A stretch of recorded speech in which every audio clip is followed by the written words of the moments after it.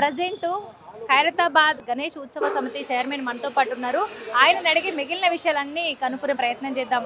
ఇంత పెద్ద భారీ విగ్రహాన్ని తయారు చేస్తున్నప్పుడు ఎలాంటి సవాళ్ళను ఎదుర్కొంటున్నారు, ఎలా తయారు చేస్తున్నారు, ఏంటనే విషయాలన్నీ కూడా కనుక్కునే ప్రయత్నం చేద్దాం. హాయ్ అండి. హలో, నమస్తే అండి.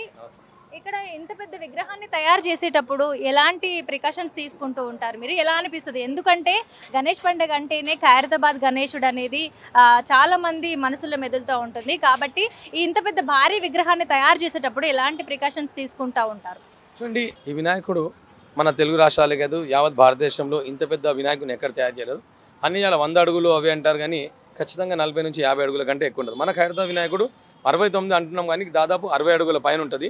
మరి మనం ఈ సంవత్సరం థీమ్ తీసుకున్నాం ఏంటంటే విశ్వశాంతి మహాశక్తి వినాయకుని థీమ్ తీసుకున్నాం అనమాట. అంటే ఇప్పుడు ఈ థీమ్ తోటి మీరు మనకి ప్రపంచానికి కావచ్చు, జనాలకు కావచ్చు, ఎలాంటి సందేశాన్ని ఇవ్వబోతున్నారు? చూడండి, ఈ థీమ్ తీసుకునే ముఖ్య కారణం ఏంటంటే మనం ఆపరేషన్ సింధూర్ తర్వాత మన తెలుగు ప్రజలే కాదు, యావత్ భారతదేశం కాదు, ప్రపంచం మొత్తం శాంతియుతంగా ఉండాలని ఈ గణేశుని పూజించడం జరుగుతూ ఉందన్నమాట. ఇప్పుడు ఇంత పెద్ద గణేశుని అంటే బడా గణేశుడు అంటే చిన్న చిన్న విగ్రహాలని పెట్టడం అంటేనే చాలా కష్టం. అంటే ఏదైనా మనం ఒక ఇంట్లో మనం గణేశుని చతుర్థి చేసుకుంటున్నాము, గణేశుని నిలబెట్టుకుంటున్నాము అంటేనే ఇంటిల్లిపాదు సహాయ సహకారాలు ఉండాలి. సో మరి ఇంత పెద్దగా మీరు నిర్మాణం చేసేటప్పుడు ఎంతమంది వర్క్ చేస్తున్నారు, శిల్పకారులని ఎక్కడి నుంచి తెప్పించారు, వాళ్ళకి ఏమైనా ప్రత్యేకమైనటువంటి శిక్షణలు ఏమైనా ఉంటాయా? చూడండి, ఇది ఫస్ట్ స్టార్ట్ చేసింది శంకర్ గారు, దాని తర్వాత సుదర్శన్ గారు మా నాన్నగారు. సో ఏంటంటే ఇది ఒక టీం ఏర్పాటు చేశాం. ఇప్పుడు శిల్పి రాజేందర్ గారు మెయిన్ ఆర్టిస్టు, ఆయన దాదాపు 45 సంవత్సరాల నుంచి ఆయన వినాయకుడిని మొత్తం ఆయన అండర్లో నడుస్తుంది.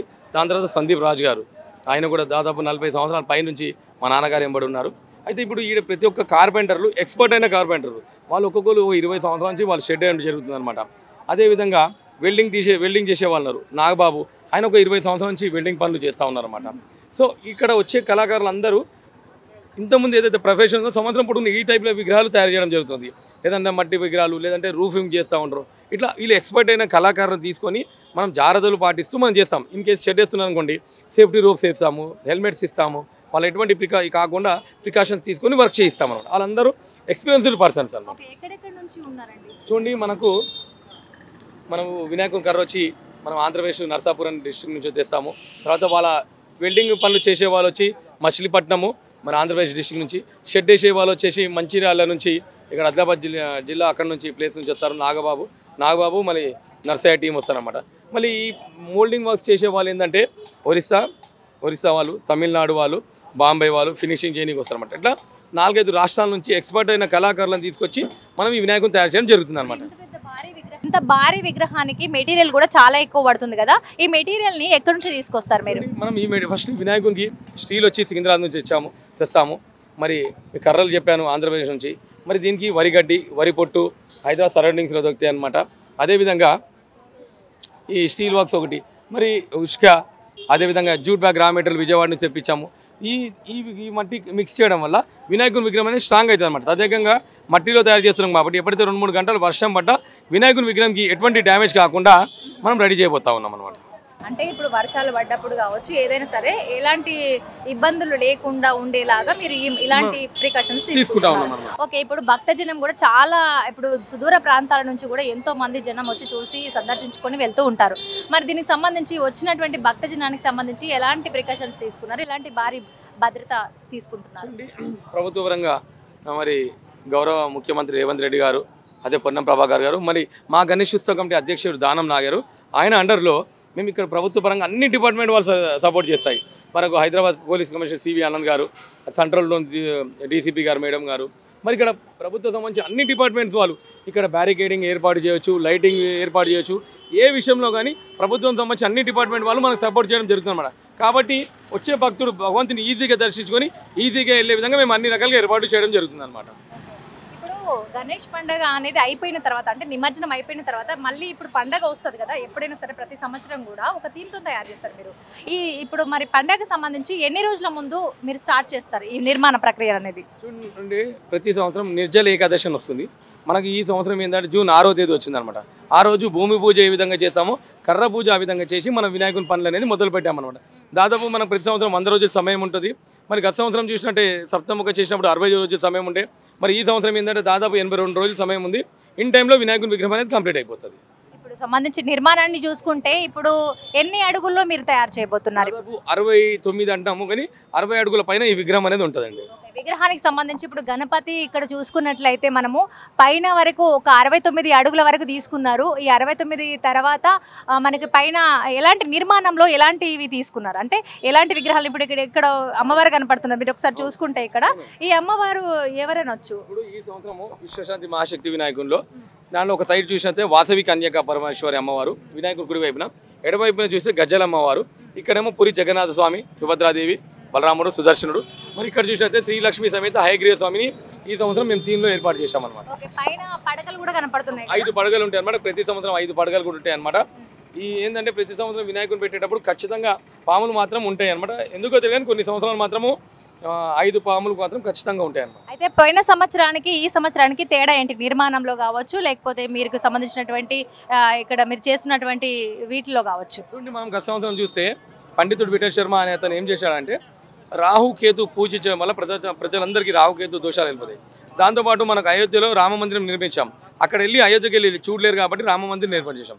కానీ ఈ సంవత్సరం ఏంటంటే వాసవి అమ్మవారిని, కన్యక పరమేశ్వర అమ్మవారిని, ఈ గజ్జల అమ్మవారి గుడి ఉండే అనమాట. ఇంతకుముందు గజ్జల అమ్మవారి గుడి ఉండే, ఆ గుడిని పక్కకున్న ఒక ప్లేస్లో పెట్టి పూజించడం వల్ల ఇక్కడ ఉన్న ప్లేస్లో ఈ గుడి కడదాం అనుకున్నాం 5 ఫ్లోర్ అది.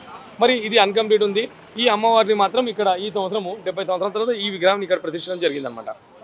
వాసవి కన్యక పరమేశ్వర అమ్మవారు, గజ్జల అమ్మవారు, పూరి జగన్నాథ స్వామి, అదేవిధంగా శ్రీలక్ష్మి సమేత హయగ్రీవ స్వామి ఇక్కడ దర్శనం ఇవ్వబోతాను. అంటే మీరు థీమ్ని తీసుకునేటప్పుడు ఎలాంటి జాగ్రత్తలు తీసుకుంటారు? అంటే ఇప్పుడు ఇలా ఉంది కాబట్టి మేము ఇలా థీమ్ అనేది తీసుకోవాలని అనుకుంటారా, లేకపోతే మీ ఓన్గా ఏమన్నా ఉంటుందా, లేకపోతే ఎట్లా తీసుకుంటారు దానికి సంబంధించి? వర్షాలు పడలేదు మనకు. వర్షాలు పడకపోతే వర్షాలు పడాలని మనం పూజ చేస్తాము. అప్పుడు కరోనా వచ్చింది. కరోనా ఎవరు విగ్రహాలు కూడా పెట్టలేదు. కరోనా తగ్గిపోయి ప్రజలందరూ సుఖశాంతులు ఉండాలని పెట్టాము. కరోనా తర్వాత అందరికీ ఉద్యోగాలు పోయినాయి. ఉద్యోగాలు, ఎడ్యుకేషన్ మంచిగా ఉండాలనే ఉద్దేశంతో అట్లా అక్కడ ఉన్న సమయం ప్రకారం ప్రజలకు ఏదైతే ఇబ్బంది కలుగుతుందో ఆ సమస్య పోవాలనే ఉద్దేశంతో భగవంతుని పెట్టి మేము పూజ చేయించడం జరుగుతుంది అనమాట. ఇప్పుడు మనకు బడా గణపతి, ఖైరతాబాద్ గణపతి అంటే ఫేమస్. ఇక్కడికి వచ్చి ప్రదేశాల నుంచి, ఎక్కడెక్కడ నుంచి, దేశాల నుంచి వచ్చి ఇక్కడ భక్తజనం వచ్చి చూసి సందర్శించుకొని వెళ్తుంటారు. అయితే దీనికి సంబంధించి ప్రత్యేకంగా ఏమైనా ప్రత్యేకమైనటువంటి సాంస్కృతిక కార్యక్రమాలు కానీ ఏమైనా ఉంటాయా? 10 రోజులు మనము ఒకరోజు 10 రోజులు 9 రోజులు హోమాలు చేయిస్తాము. మళ్ళీ 2 రోజులు ఈ సంవత్సరం ఏంటంటే వినాయకుని కళ్యాణం చేయిస్తున్నాము. ప్లస్ 100 హోమగుండాలు పెట్టి, ఒక సంఘం వాళ్ళని పెట్టి 100 హోమగుండాలు పెట్టి పూజ చేస్తూ ఉన్నాము. మరి 9 రోజులు సాంస్కృతిక కార్యక్రమాలు ఉంటాయి. సండే రోజు తప్ప మిగతా రోజులు అన్నీ ఉంటాయి, ఉదయం సాయంత్రము. మళ్ళీ వినాయకుని సహస్రనామ స్తోత్రాలు అని ఒక పూజ చేస్తూ ఉన్నాం అనమాట. అట్లా 10 డేస్ 9 పూజలు అవుతూనే ఉంటాయి అనమాట. 10వ రోజు వినాయకుని షెడ్ తీస్తాము.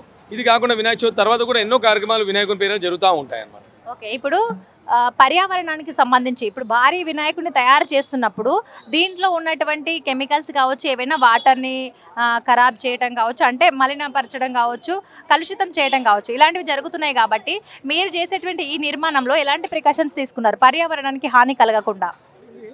ఇంతకుముందు మనం పిఓపి విగ్రహం చేస్తుండే, అప్పుడు చాలా మటుకు పర్యావరణం అనే మాట వస్తున్నామని. కానీ ఇప్పుడు ఏంటంటే కంప్లీట్ ఈకో ఫ్రెండ్లీ వినాయకుడు, వరి గడ్డి, వరి మట్టి, మన వరి పొట్టు, మట్టి, ఇవన్నీ మనము న్యాచురల్గా ఉండేవి. ఎప్పుడైతే వాటర్లో మిక్స్ అయితే అది వాటర్ ప్యూరిఫైర్ అయితే తప్ప పర్యావరణానికి ఎటువంటి హాని కూడా కలగదు. మనం పెయింట్స్ ఒకటి వేసేస్తే లెడ్ ఫ్రీ పెయింట్స్ వాడుతూ ఉన్నాం. దానివల్ల కూడా పర్యావరణానికి ఎటువంటి ఇబ్బంది ఉండదు. ఈకో ఫ్రెండ్లీ వినాయకుడు ఖచ్చితంగా ఖైరతాబాద్ వినాయకుడు ఇది మనం 4వ సంవత్సరం జరుపుతూ ఉన్నాము.